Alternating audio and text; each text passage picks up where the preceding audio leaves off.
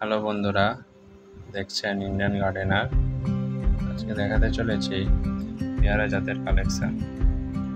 Red diamond, এটা হচ্ছে red diamond, ভেতর লাল, খেতে সুস্বাদু। পাতা দেখছেন বড় বড় সাইজে, 2 মাসের গাছ, খুব ভালো গ্রোথ নিয়েছে। এটি হচ্ছে রেড ডায়মন্ড, খুব ভালো ভ্যারাইটি একটি গাছ ছাদ বাগানীদের জন্য। আরেকটি হলো বারুইপুর পেয়ারা, বারুইপুর নাম করা। পিঞ্চিং কীভাবে করে নিতে হয় দেখে নিন। এইভাবে পিঞ্চিং করলে খুব ভালো ফুল আর ফল আসে, এবং বারুইপুর পেয়ারা খেতেও সুস্বাদু হয়। আমার কিছু ফল দেখাচ্ছি, দেখুন কেমন ফলটির আকার হয়, দেখছেন।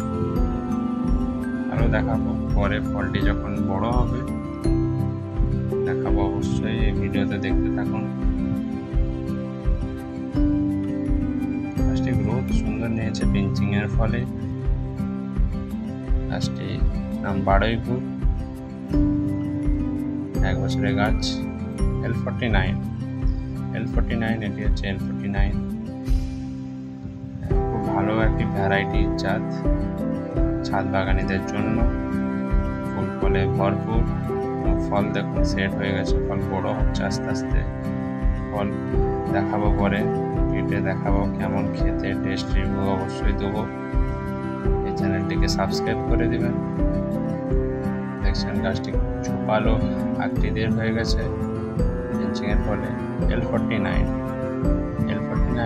ছাদ বাগানের জন্য খুব ভালো, ছোট ঝোপযুক্ত গাছ, ফলে ভরপুর হয়ে থাকে, সুন্দর ফল খেতে। দেখছেন ফল ধরেছে। এই পিঞ্চিংয়ের একটি কি সুবিধা, অনেক বর্ষাকালে ফুল ফল আসে পিঞ্চিংয়ের ফল।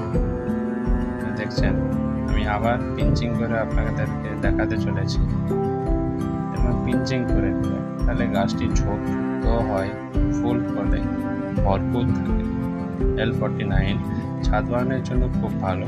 দেখতে থাকুন ইন্ডিয়ান গার্ডেনার।